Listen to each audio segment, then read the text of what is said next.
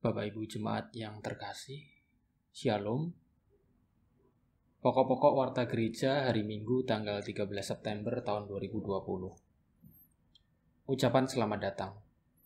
Majelis Gereja GKJ Pamulang mengucapkan selamat bergabung dan selamat beribadah kepada segenap warga gereja dan tamu yang mengikuti ibadah melalui kanal YouTube GKJ Pamulang. Kasih Kristus mempersatukan kita. Berita duka cita. Telah dipanggil Bapa di surga Bapak Mulyono, ayahanda dari Bapak Angga Adi Surya wilayah Serpong pada hari Kamis tanggal 3 September tahun 2020 di Solo dan telah dimakamkan pada hari Jumat tanggal 4 September tahun 2020 di Solo. Segenap majelis dan warga gereja mengucapkan turut berduka cita dan berdoa kiranya keluarga yang ditinggalkan mendapat kekuatan iman dan penghiburan yang sejati dari Tuhan Yesus Kristus. Donor darah. Sesuai dengan himbauan Majelis GKJ Pamulang melalui surat pastoral tanggal 31 Agustus tahun 2020, maka kegiatan donor darah yang menurut rencana dilaksanakan pada hari Minggu, tanggal 6 September tahun 2020, ditunda untuk jangka waktu yang belum dapat ditentukan. Mohon perhatian segenap warga gereja. Komisi Pemuda Remaja. Komisi Pemuda Remaja Gereja Kristen Jawa Pamulang mengajak segenap warga gereja berpartisipasi dalam penggalangan dana untuk kegiatan bakti sosial yang akan dilaksanakan pada tanggal 26 September tahun 2020. Kegiatan bakti sosial ini dilaksanakan untuk membantu orang-orang yang membutuhkan di lingkungan sekitar Pamulang. Adapun harga paket sembako sejumlah Rp65.000. Untuk keterangan lebih lanjut dapat dilihat pada warta gereja minggu ini atau menghubungi Saudari Diana Putri atau Saudara Yuri Wibowo.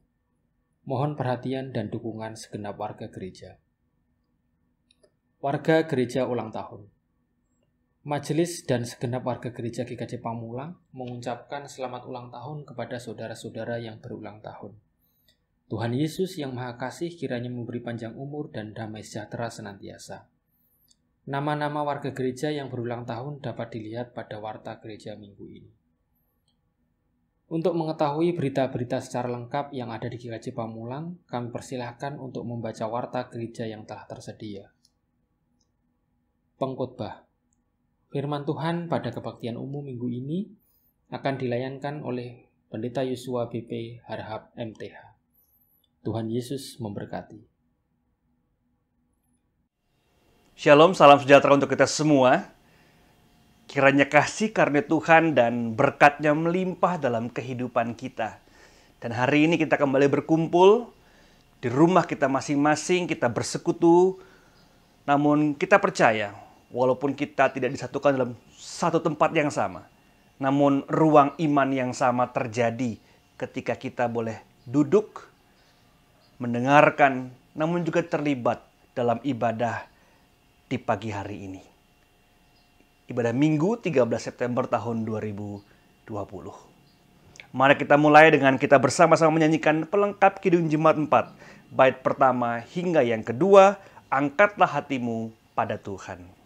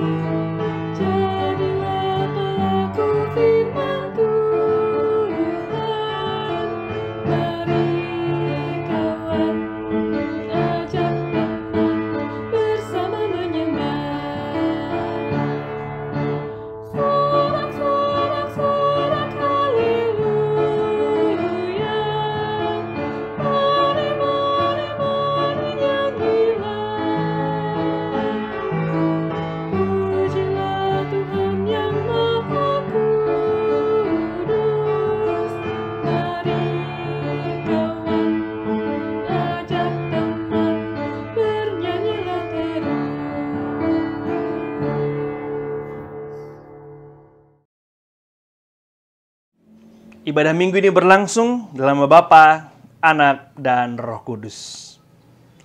Damai sejahtera dari Tuhan kita Yesus Kristus menyertai saudara.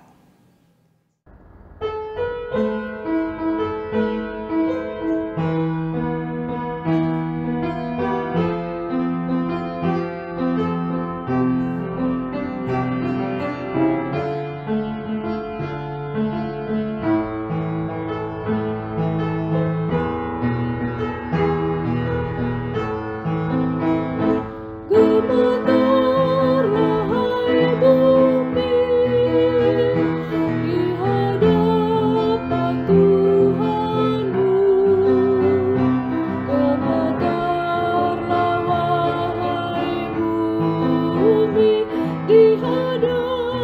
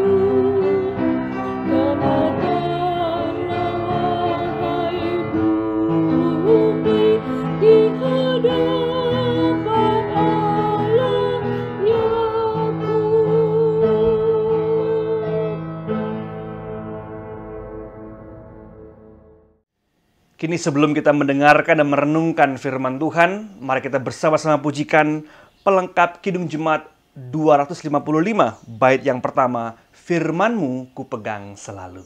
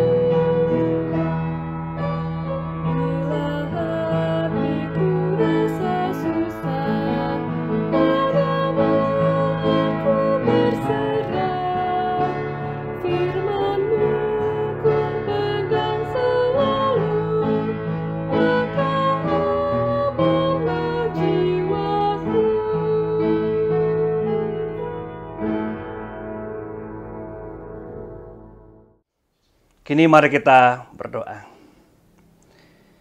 Ya Allah, kami hendak membaca dan merenungkan firman-Mu sebagai dasar kehidupan kami. Untuk itu ya Tuhan, tuntunlah kami, terangilah kami dengan Roh Kudus-Mu, agar apa yang kami baca tidak menjadi terbuang percuma, namun mengendap dalam hati kami dan terejawantah dengan nyata dalam kehidupan setiap hari. Datanglah ya Tuhan dan tuntunlah kami. Amin. Pembacaan firman Tuhan dari Matius 18 ayat 21 sampai ayat 35. Inilah Injil Kristus menurut Matius. Kemudian datanglah Petrus dan berkata kepada Yesus, "Tuhan, sampai berapa kali aku harus mengampuni saudaraku jika ia berbuat dosa terhadap aku? Sampai 7 kali?" Yesus berkata kepadanya, "Bukan, aku berkata kepadamu, bukan sampai 7 kali, melainkan sampai 70 kali 7 kali. Sebab hal kerajaan sorga seumpama seorang raja yang hendak mengadakan perhitungan dengan hamba-hambanya. Setelah ia mulai mengadakan perhitungan itu, dihadapkanlah kepadanya seorang yang berhutang 10.000 talenta. Tetapi karena orang yang tidak mampu meluluskan hutangnya, raja itu memerintahkan supaya dijual beserta anak istrinya dan segala miliknya untuk pembayar hutangnya. Maka sujudlah hamba itu menyembah dia, katanya, 'Sabarlah dahulu, segala hutangku akan kulunaskan.' Lalu tergeraklah hati raja itu oleh belas kasihan akan hamba itu, sehingga ia membebaskannya dan menghapuskan hutangnya. Tapi ketika hamba itu keluar, ia bertemu dengan seorang hamba lain yang berhutang 100 dinar kepadanya. Ia menangkap, mencekik kawan itu dan katanya, 'Bayar hutangmu.' Maka sujudlah kawannya itu dan memohon kepadanya, 'Sabarlah dahulu, hutangku itu akan kulunaskan.' Tapi ia menolak dan menyerahkan kawannya itu ke dalam penjara sampai dilunaskannya hutangnya. Melihat itu, kawan-kawan yang lain sangat sedih, lalu menyampaikan segala yang terjadi kepada tuan mereka. Raja itu menyuruh memanggil orang itu dan berkata kepadanya, 'Hai hamba yang jahat, seluruh hutangmu telah kuhapuskan karena engkau mohonkannya kepadaku. Bukankah engkau pun harus mengasihani kawanmu seperti aku telah mengasihani engkau?' Maka marahlah tuannya itu dan menyerahkannya kepada algojo sampai ia melunaskan seluruh hutangnya. Maka Bapakku yang di sorga akan berbuat demikian juga terhadap kamu. apabila kamu masing-masing tidak mengampuni saudaramu dengan segenap hatimu. Demikian jauh bacaan firman Tuhan yang berbahagia mereka mendengarkan dan memelihara dalam kehidupan sehari-hari. Haleluya.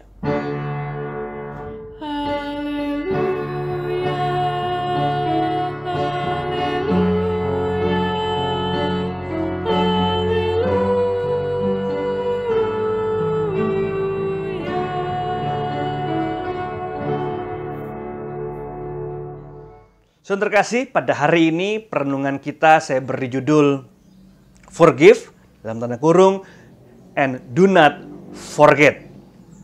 Kenapa dalam tanda kurung? Karena tidak jarang kita seakan-akan sepakat bahwa forgive itu temannya forget. Jadi forgive and forget. Namun justru pada hari ini saya ingin mengajukan bahwa forgive and do not forget. Saya tidak ingin mengajak kita untuk mengingat kesalahan, mengingat perasaan yang mengubek-ngubek hati kita, hati yang teriris kita ingat terus, bukan. Namun sangat teologis, bahkan sangat sesuai dengan citra Allah. Mengampuni, namun juga tidak boleh dilupakan. Nah, saya memulai dengan sebuah gambar. Ini sebuah potongan gambar dari sebuah iklan pada zaman dahulu. Ada yang bisa menebak iklan apa ini? Orang lagi megang kepalanya, gitu, cenut-cenut gitu ya. Mungkin benar gitu ya, tahun 90-an loh, ini sebuah iklan yang terkenal gitu ya. Sakit kepala, sudah lupa tuh gitu ya. Minum obat soalnya katanya, jadi bikin lupa. Gitu. Untung nggak lupa yang lain gitu ya, hanya lupa soal sakit kepala saja. Nah, misalnya, pada suatu hari ada sebuah obat yang mampu membuat kita lupa terhadap kesalahan orang lain. Terhadap kita gitu ya. Sebuah obat yang bisa membuat kita melupakan kesalahan demi kesalahan yang pernah dibuat oleh orang-orang dekat kita terhadap kita. Wah, saya mau Pak, ada banyak banget kesalahan dari suami saya atau istri saya, misalnya gitu ya. Atau orang tua saya pernah ini itu, saya mau Pak obatnya, misalnya. Apakah kita akan meminumnya? Ini bukan pertanyaan yang mudah karena menghapus memori itu bukan suatu perkara yang sederhana. Bahkan hampir tidak mungkin menghapus memori. Namun menekan memori itu yang sering kali terjadi. Untuk itulah dalam setiap percakapan kata kesasi pranikah, saya selalu membuat dan membawa pertanyaan ini kepada mereka. Jikalau pasangan saya sampai melakukan titik, saya tidak akan bisa mengampuninya. Wah, langsung mereka mikir, apa ya kira-kira ya kesalahan apa yang begitu hebatnya sampai saya nggak bisa mengampuninya. Waduh, mulai muncul beberapa hal gitu ya. Ada yang mengatakan, wah pasti bisa. Ada yang mengatakan, aduh susah Pak, gitu, dan seterusnya. Dan tentu untuk kita semua, kata pasangan bisa diganti. Jikalau orang tua saya melakukan ini, jikalau sahabat saya, kakak saya, adik saya, dan seterusnya. Kita bisa ganti itu. Dan kita tetap isi titik-titik itu dengan apapun juga. Karena kita tahu ada hal-hal tertentu yang begitu sukar untuk kita lupakan, begitu sukar untuk kita ampuni. Bagaimana caranya? Nah, Tuhan Yesus pada Matius 18 tadi juga bicara secara spesifik soal pengampunan. Ketika ia dan Petrus sedang bercakap-cakap, kemudian Tuhan Yesus bertanya, Petrus bertanya, sampai berapa kali aku harus mengampuni? 7 kali? Wah, bagi Petrus ini sudah semacam sebuah tanda kutip kesombongan karena pada tradisi Yahudi pada zaman dahulu, 3 kali itu sebagai sebuah batas maksimal. Jadi 7 itu kayak, wah saya sudah melampaui loh kebiasaan orang-orang Yahudi di sekitar saya, gitu, 7 kali. Namun Tuhan mau lebih daripada itu. Dia katakan apa? Yesus berkata kepadanya, bukan, aku berkata kepadamu, bukan sampai 7 kali, melainkan sampai 70 kali, 7 kali. Ini kata yang tidak mudah diserap dalam bahasa Indonesia sebetulnya. 70 kali, 7 kali. Berapa sebetulnya? Apakah 490? Apakah 70 kali 7 kali berarti 70 pangkat 7 gitu dan seterusnya. Kita selalu bingung soal angka. Namun saya ingin memberikan kepada kita satu pemahaman yang sedang sederhana bahwa ini bukan soal angka. Walaupun Tuhan memakai perumpamaan sang hamba nanti untuk menunjukkan bahwa angka itu sebagai sesuatu yang tidak mungkin bisa kamu lunasi. Saya tunjukkan dalam ayat 23-24 dikatakan demikian. Sebab hak kerajaan sorga, semua seorang raja yang hendak mengadakan perhitungan dengan hamba-hambanya. Setelah mengadakan perhitungan itu, dihadapkanlah kepadanya seorang yang berhutang 10.000 talenta. Ini angka wow, fantastis. Wow gitu ya. Untuk kita yang mungkin mendengar pada hari ini 10.000 kecil doang gitu. Tapi untuk zaman dahulu ini sangat teramat wow, fantastis. Ini penjelasannya. 1 talenta sama dengan 6.000 dinar. 1 dinar itu upah 1 hari kerja seorang hamba. Jadi gampangnya ya kalau setiap hari kita dapat 50.000, 100.000, 200.000, sejuta, berapapun itu, masukkan saja angka di situ. Jadi itu upah 1 hari kerja.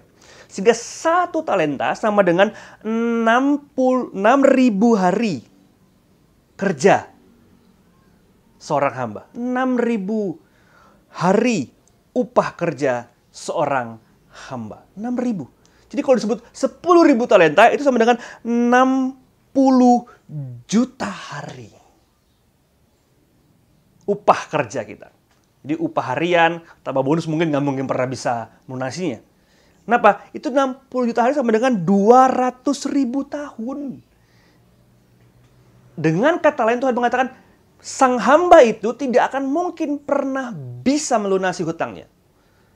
Ketika dia berlutut di hadapan sang raja, kemudian, oh tolonglah aku ya Tuhan, aku akan melunasi hutang itu artinya, Tuhan aku akan terikat kepadamu, akan kerja sama kamu sampai aku mati. Bahkan mungkin anak cucunya akan bekerja kepadamu juga sampai mati. 200.000 tahun, 60 juta hari. Itulah besarnya 10.000 dinar. Sebesar itulah hutang sang hamba itu kepada sang raja. Namun sekali lagi, Tuhan tidak ingin bicara mengenai angka sebetulnya. Tuhan tidak ingin bicara mengenai batasan. Bahwa kita harus menghitung, oke, sudah 1 kali mengampuni, 2 kali, dan seterusnya kita pegang catatan tentang pengampunan. Bukan itu sebetulnya. Saya pernah baca sebuah artikel, saya lupa artikel dari mana, namun izinkan saya untuk mengutipnya. Saya ingat kata-katanya, saya lupa dari mana. Dikatakan begini, it's not a math lesson, but a grace lesson. Wah, bagus ya dalam bahasa Inggris ya. Perumpamaan yang Tuhan Yesus ajukan ini bukan sedang mengedukasi kita secara matematis, namun ini soal edukasi anugerah. Bahwa pengampunan bukan untuk dicatat dan dikerjakan di dalam pikiran kita, namun di dalam hati kita sebetulnya. Di mana kita tidak mencatat dan terus-menerus mencatat, namun bicara mengenai hati yang diolah oleh anugerah Allah.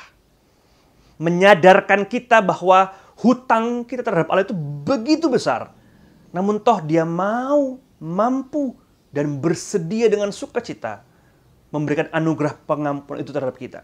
Dan kita pun diharapkan melakukan hal yang serupa.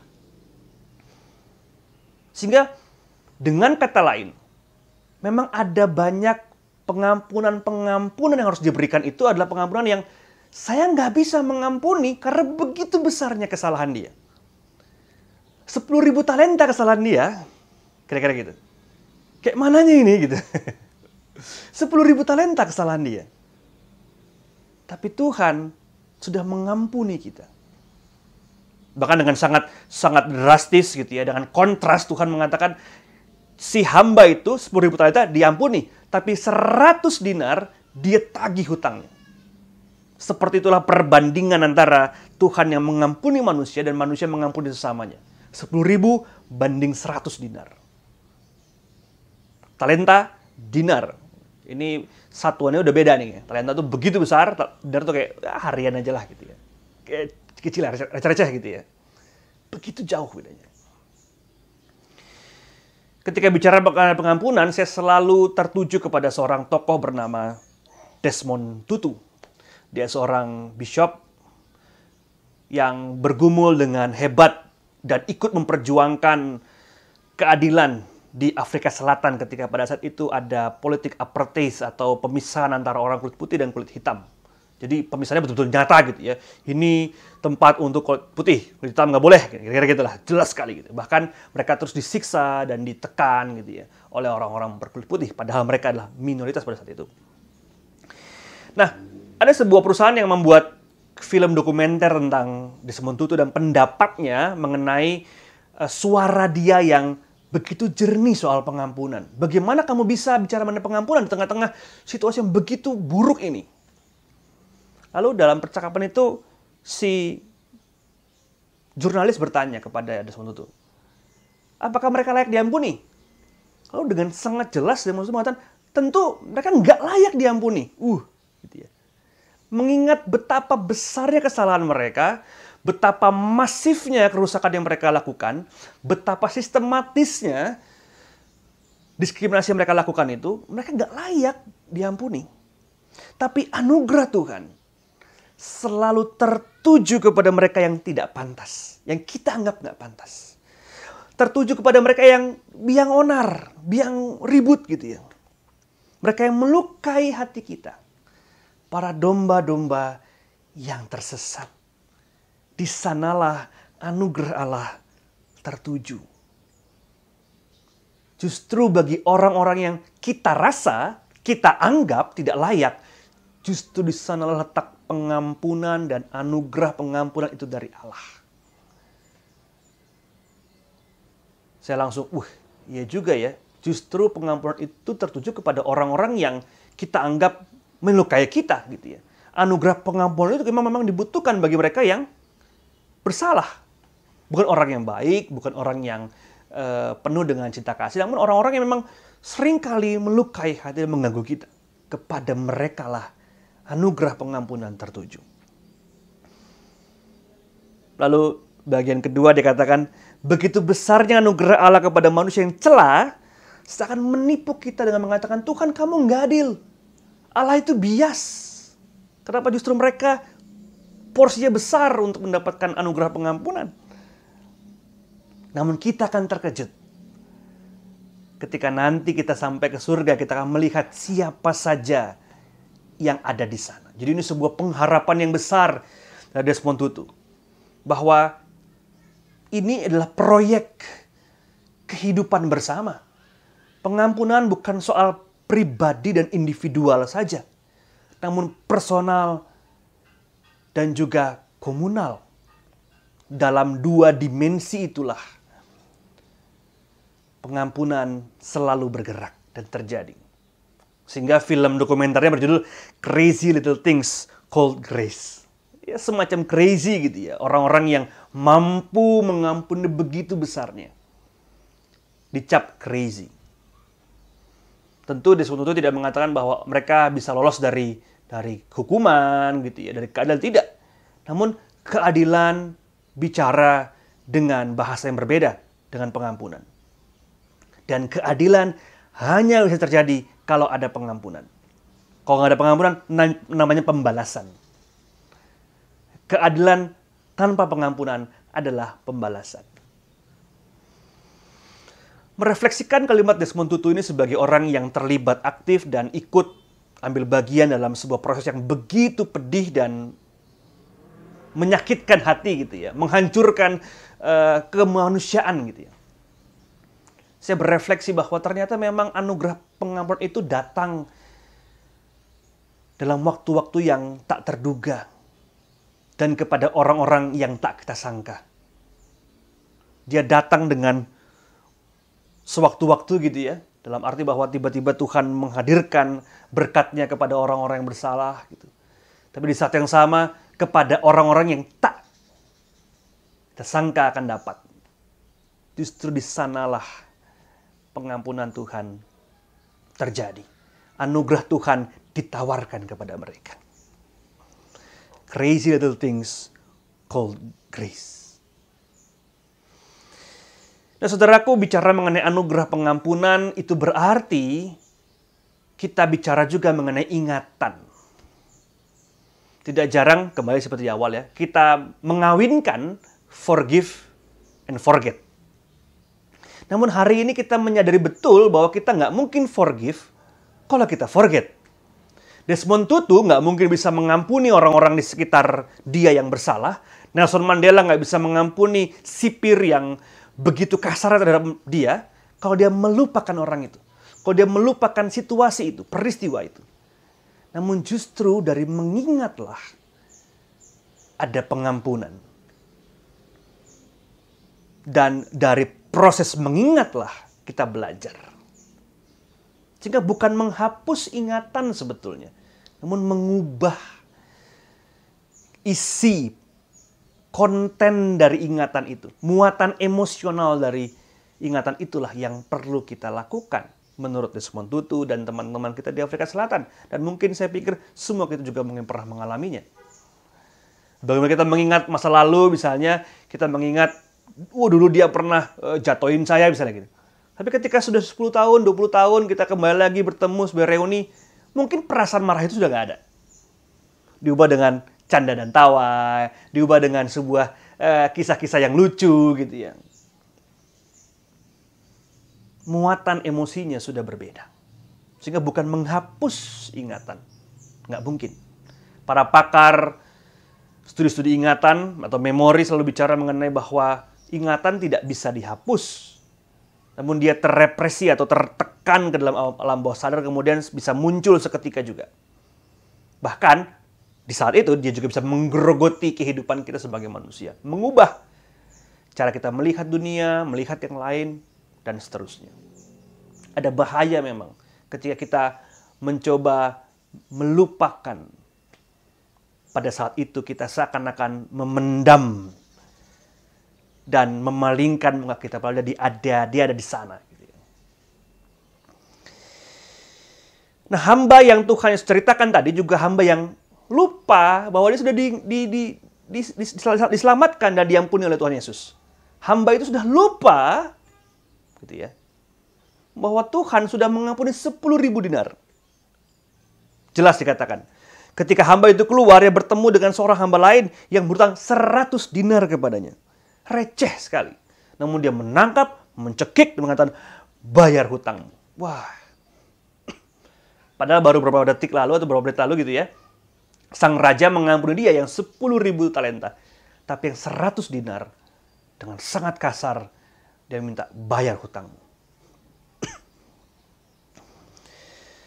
Dan sang raja marah.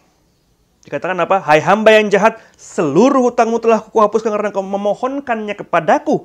Bukankah engkau pun harus mengasihani kawanmu seperti aku telah mengasihani engkau? Bahwa aku telah memberikan sebuah contoh kepadamu.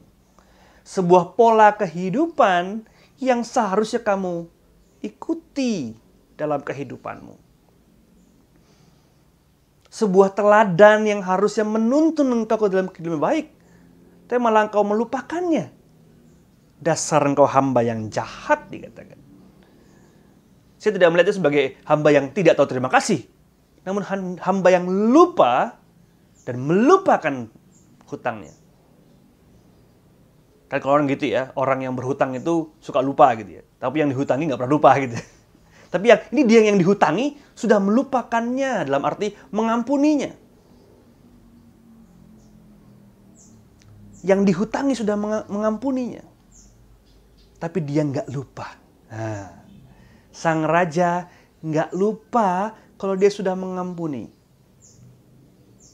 Namun sang hamba yang berhutang pura-pura lupa kalau dia sudah diampuni. Dan menekan yang lain. Donald Shriver. Mungkin begitu cara membacanya, saya juga nggak tahu gitu ya. Saya belum pernah ketemu dengan dia. Donald Shriver ini seorang profesor teologi di Union Theological Seminary di New York. Dia menulis sebuah buku yang sangat menarik judulnya An Ethic for Enemies. Wah, menarik ya, An Ethic for Enemies. Forgiveness in Politics. Dia mengatakan demikian. Pengampunan perlu dimulai dari mengingat. Tanpa ingatan, kita perlu bertanya, apa yang diampuni? Kesalahan mana yang diampuni? Nggak jelas, tapi tunjuk kesalahannya, tunjuk peristiwanya, dan katakan, aku mengampunimu terhadap yang ini.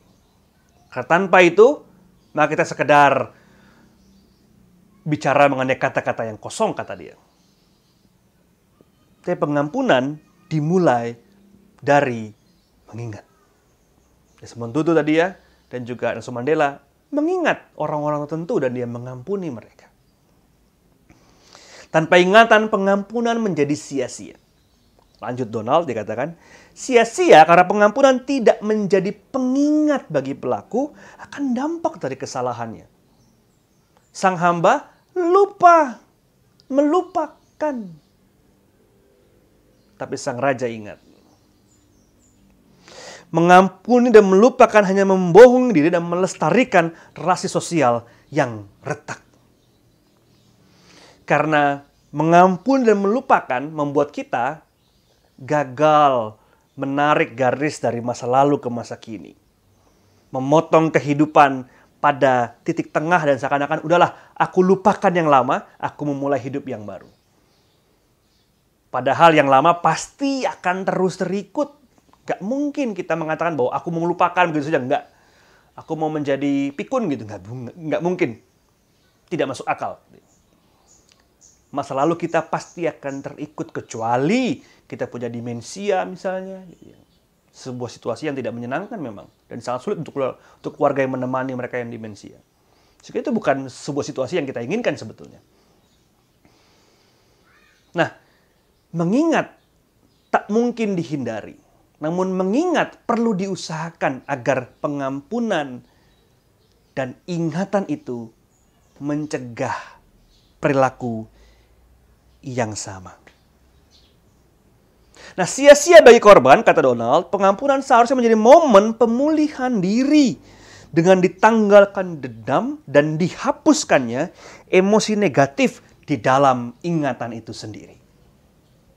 Jadi bagi para korban, menurut Donald, penting juga untuk mengingat agar melalui ingatan itu mereka melihat situasi buruk itu sebagai titik di mana mereka perlu memulihkan diri. Ada sebuah situasi yang pernah saya alami buruk. Dan ini menarik. Ada sebuah studi memori yang menggambarkan dengan sangat jelas dikatakan gitu ya. Bahwa semakin perih, buruk dan pedih sebuah trauma, maka kecenderungan manusia untuk melupakannya semakin besar. Jadi semacam ada mekanisme dalam diri kita untuk memilih dan menekan memori buruk dalam ingatan kita. Karena kita nggak mau mengingatnya, namun dia ada di sana. Dan studi ini banyak menstudi orang-orang yang, mengalami kekerasan seksual di masa kecil. Ketika besar mereka nggak mengingatnya lagi, karena pikiran mereka memilih untuk nggak mengingatnya. Padahal ada di sana. Padahal mempengaruhi hidup mereka sampai dewasa. Padahal itu mengubah hidup mereka. Sehingga mengingat penting untuk dua belah pihak. Bagi pelaku untuk mengingatkan mereka bahwa kamu pernah bersalah. Jangan ulangi. Bagi korban, jadi pengingat dan momentum. Aku pernah mengalami kesulitan dan dilukai. Kini aku mau memulihkan diriku. Kalau kita nggak tahu apa yang mau dipulihkan, ya nggak mungkin pernah bisa berubah. Gitu. Bagi Donald, ini menjadi penting dan teramat penting. Tapi bukankah Tuhan kita Tuhan yang melupakan dosa-dosa? Kata Ibrani 8 ayat 12 gitu kan. Bahwa aku tidak akan lagi mengingat dosa-dosa mereka. Kira-kira gitu ayatnya, ini ayatnya. Ya. Tapi kalau kita baca secara keseluruhan ayat ini, dari kitab ini bahkan, mengingatkan kita soal sejarah bangsa Israel, kesalahan mereka, kebaikan mereka juga, proses kehidupan mereka, gitu ya. Kisah hidup mereka diceritakan gitu ya. Sehingga ingat dahulu, dan kemudian Tuhan tidak mengingat dosa itu, dalam bahasa Yunani bukan melupakan, gitu ya. Tapi bicara mengenai aku nggak akan mengungkit kembali sebagai kesalahan yang harus aku hukum. aku tidak akan melakukannya. Gitu. Itu sudah menjadi bagian dari yang lampau sebagai sebuah pelajaran kehidupan. Kini aku menyambut hal-hal yang baru darimu. Nggak lupa. Apakah Tuhan kita pelupa? Rasanya tidak gitu ya. Ada sebuah artikel judul, apakah Tuhan punya memori gitu ya? Wah, ini menarik juga gitu ya. Tentu Tuhan punya memori. Dalam perjanjian lama sangat dikatakan, ingatlah, ingatlah, ingatlah. Ingatlah, kuduskanlah hari Sabat. Ingatlah, akulah Tuhan Allahmu, dan seterusnya gitu. Ingatlah. Tuhan mau kita mengingat, bukan melupakan. Namun kata Donald, dikatakan apa? Mengingat harus disertai dengan menanggalkan rasa dendam, menanggalkan kepedihan itu sendiri, menanggalkan muatan emosi dalam ingatan. Sehingga rasa amarah tidak terbawa. Namun sebuah pelajaran kehidupan lah yang kita rayakan bersama. Mengampuni dan mengingat adalah sebuah realisasi akan harapan terhadap masa depan bersama. Satu-satunya jalan agar kita bisa mencegah repetisi kejadian serupa di masa depan. Untuk itulah banyak orang membangun monumen-monumen mengingat di sini pernah terjadi ini, situ terjadi itu, dan seterusnya gitu ya. Diingat monumen itu. Bukan kemarahan yang diingat, namun pernah terjadi sebuah kesalahan. Jangan ulangi ya. Aku pernah merasakan itu. Kini aku mau menjadi manusia yang baru. Dan seterusnya. Nah, Bapak, Ibu, dan saudaraku semua, jemaatku yang terkasih, jemaat Tuhan yang terkasih. Pada hari ini saya mengajak kita untuk sedikit mengubah, merenovasi, tanda kutip, kesepakatan kita. Forgive and forget. Itu bukan hal yang memungkinkan, namun juga bukan hal yang Tuhan inginkan. Forgive and do not forget. So you can forgive others. Forgive and do not forget. So you can forgive others. Seperti sang hamba, diampuni, forgive, dan jangan lupakan bahwa kamu telah diampuni. Jangan lupakan situasi di mana kamu juga harus mengampuni yang lain. Supaya kehidupan yang baru dapat terjadi. Tidak mudah memang. Dan memang kalau boleh pilih, saya nggak mau dong ada sebuah kejadian yang buruk. Namun toh kadang itu bukan pilihannya. Kadang kita diperhadapkan situasi di mana kita harus mau nggak mau menghadapi itu semua. Dan hari ini firman Tuhan mengatakan, ampunilah. Itu pekerjaan anugerah Allah. Itu edukasi anugerah. Namun juga ingatlah, jangan lupakan. Agar kiranya kedua belah pihak, pelaku dan korban, sama-sama belajar dan sama-sama bertransformasi dalam kehidupan ini. Forgive and do not forget, so you can forgive others. Ingatan akan masa lalu menjadi jembatan menuju masa depan. Karena hidup kita nggak mungkin dihapus gitu ya, yang belakang dipotong kayak film, terus di-cut gitu ya, masuk ke depan nggak mungkin gitu ya. Ingatan adalah jembatan. Masa lalu, masa kini, dan masa depan. Namun pengampunan dan anugerah Allah lah yang memampukan kita menapaki jalan itu. Bahwa apa yang terjadi tak mungkin diulangi. Dan tak boleh diulangi. Namun anugerah Tuhanlah. Anugerah terhadap orang-orang yang kita anggap nggak layak itulah. Yang memampukan kita untuk hidup bersama kembali dengan mereka. Merayakan kebaikan Tuhan bersama-sama dengan mereka. Wah, boro-boro Pak, lihat mukanya juga udah enak gitu ya. Misalnya gitu ya. Kembali. 10.000 talenta sudah Dia hapuskan kepada kita.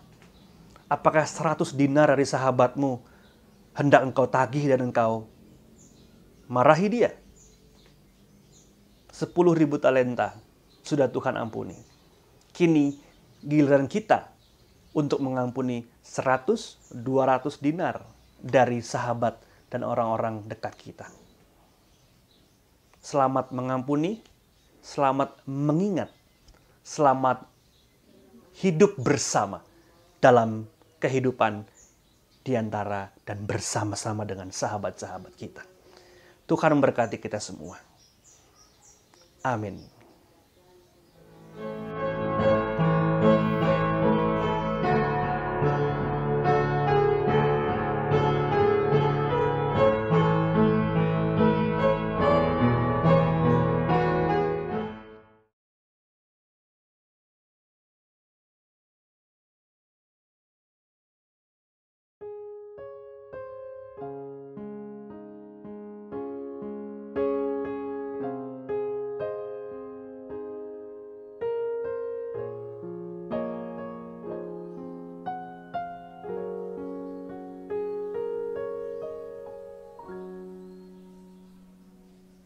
One day I'll hear the laugh of children in a world where war has been banned.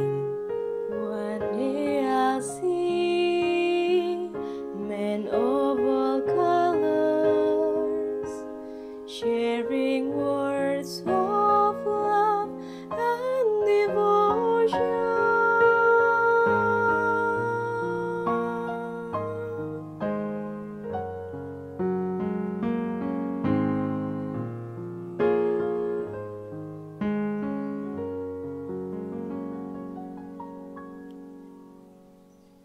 Stand up and feel the Holy Spirit.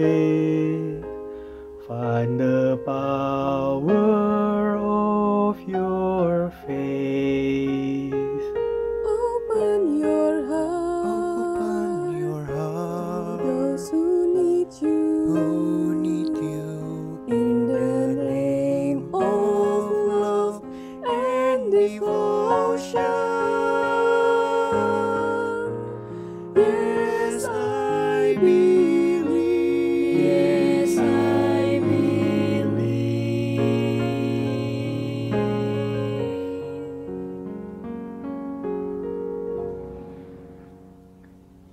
I believe in the people of all nations to join in to care for love. I believe in a world where light will guide us in giving our love. We'll make heaven on earth.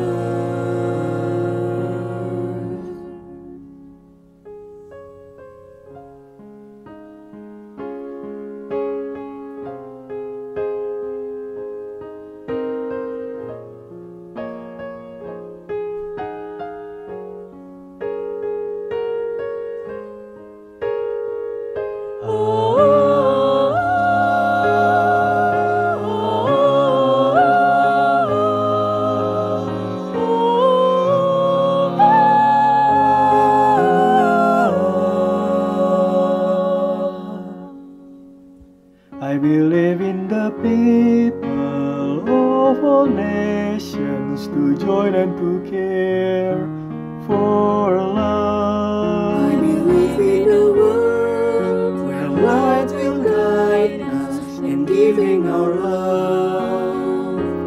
We'll make heaven on earth.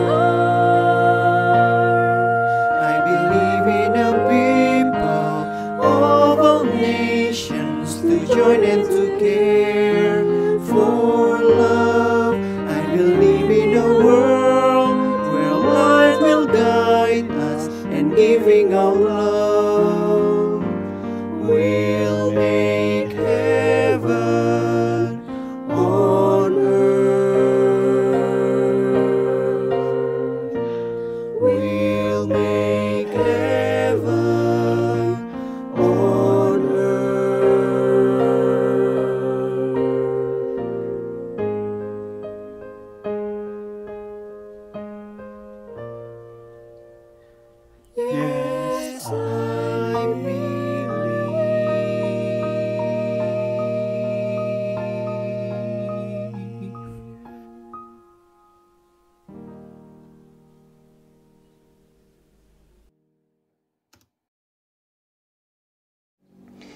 Kini bersama-sama dengan umat segala abad dan tempat, mari kita nyatakan pengakuan iman rasuli kita.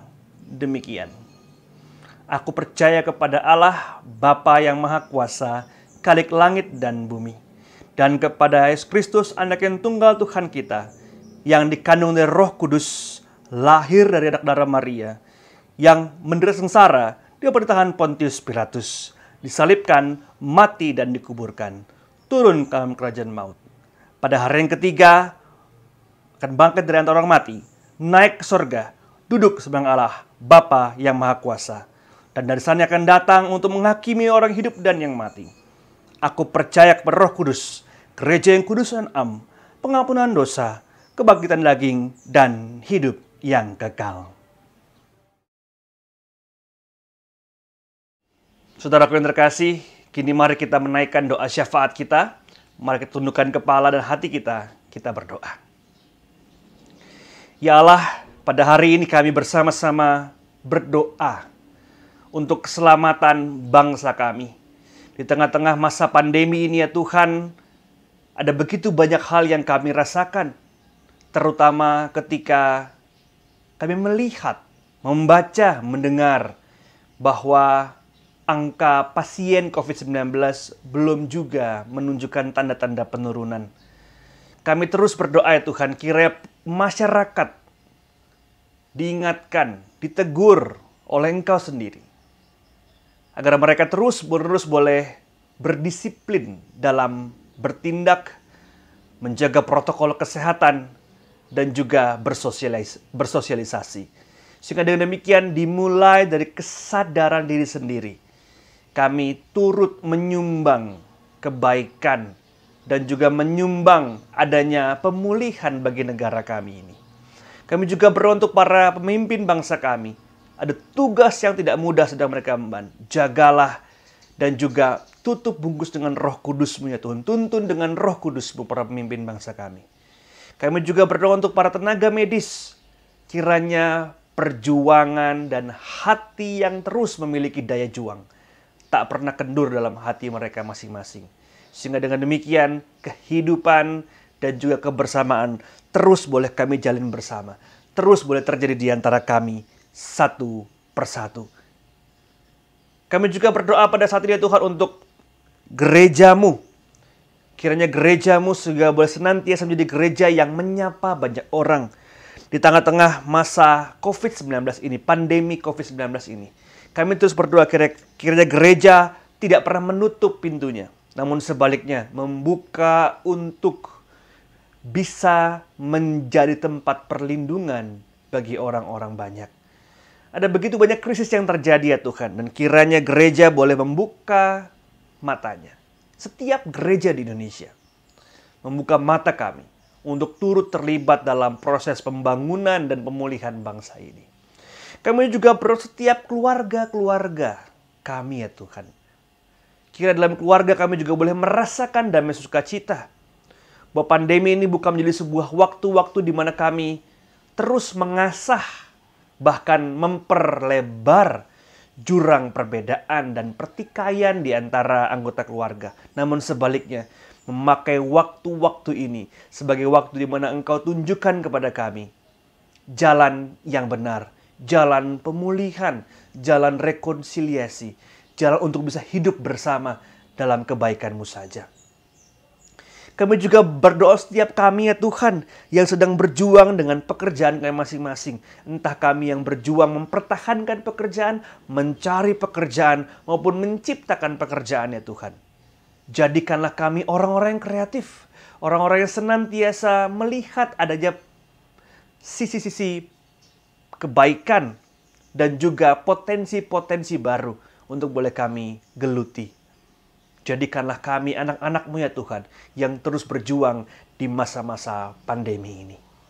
Inilah doa-doa kami Tuhan, dan jikalau ada doa-doa pribadi yang hendak kami haturkan kepadamu, dengarkanlah ya Tuhan. Engkaulah Allah kami yang setia, Allah kami yang mendengarkan doa kami, Allah kami yang melihat dan ikut terlibat dalam proses pemulihan bangsa ini. Tolonglah kami ya Tuhan. Inilah doa-doa syafaat kami yang hendak kami tutup dengan doa Bapa kami. Bapa kami yang di sorga, dikuduskanlah namamu, datanglah kerajaanmu, jadilah kehendakmu di bumi seperti di sorga. Berikanlah kepada kami pada hari ini makanan kami yang secukupnya, dan ampunilah kami akan kesalahan kami, seperti kami juga mengampuni orang bersalah kepada kami. Dan janganlah mau kami ke dalam pencobaan, tapi lepaskanlah kami daripada yang jahat. Karena Engkau yang punya kerajaan dan kuasa dan kemuliaan sampai selama-lamanya. Amin. Saudaraku dan sahabatku, kini kita akan mengumpulkan persembahan. Dasar persembahan dari 1 Tawarik 29 ayat ke-14. Sebab siapakah aku ini dan siapakah bangsaku, sehingga kami mampu memberikan persembahan sukarela seperti ini. Sebab daripadamulah segala-galanya, dan dari tanganmu sendirilah persembahan yang kami berikan. Mari kita pujikan pelengkap Kidung Jemaat 216 sembari kita mengumpulkan persembahan kita.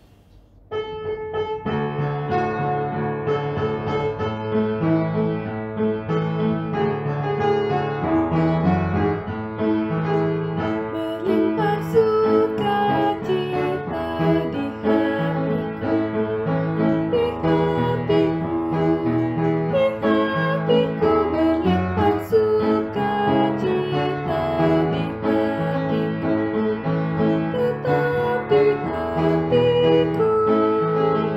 Aku bersyukur, bersukacita, kasih Tuhan diam di dalamku. Aku bersyukur, bersukacita, kasih Tuhan diam di dalamku.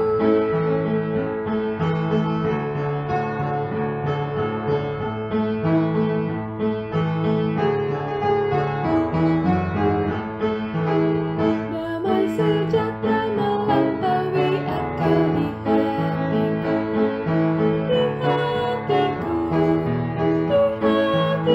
Damai sejahtera melampaui akal di hatiku, tetap di hatiku. Aku bersyukur, bersukacita, kasih Tuhan diam di dalamku. Aku bersyukur, bersukacita, kasih Tuhan diam di dalamku. Mari kita serahkan di dalam doa. Ya Allah, kami mengucap syukur untuk kesempatan di mana kami boleh memberikan persembahan di pagi hari ini. Namun kami percaya bahwa hidup kami adalah persembahan yang sejati.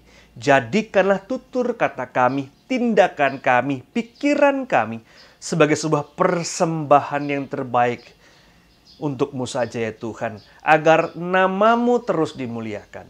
Kami juga berdoa, kiranya kami juga terus boleh bersyukur akan pekerjaan yang Kau berikan, setiap kegiatan yang boleh menambahkan potensi-potensi kehidupan kami. Jagalah kami, berikanlah kami kekuatan, kesehatan, namun juga kecerdasan dan kreativitas, agar kami terus bekerja dengan sebaik mungkin. Terima kasih ya Tuhan, inilah persembahan kami, inilah tubuh kami, inilah hidup kami, sebagai sebuah persembahan yang sejati, yang kudus, yang kami haturkan kepadamu saja. Terima kasih ya Tuhan. Amin. Mari kita pujikan pelengkap Kidung Jemaat 352, Hai Jangan Sendirian.